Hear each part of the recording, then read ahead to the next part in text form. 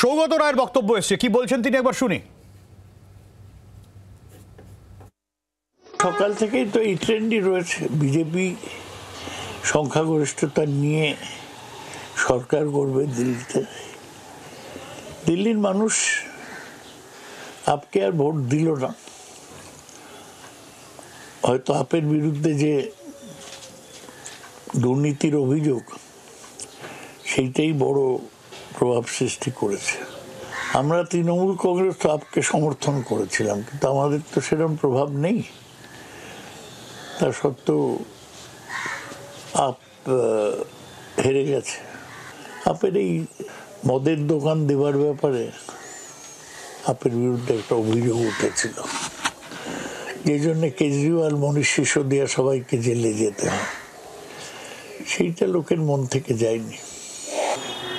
Up এখন কংগ্রেসকে দুষবে যে কংগ্রেস প্রার্থী দিয়ে ভোট কাটার ভূমিকা পালন করেছে। ইন্ডিয়া জোট ধাক্কা খেল। বাংলার আওয়াজ, বাঙালির আবেগ, জি 24 ঘন্টা।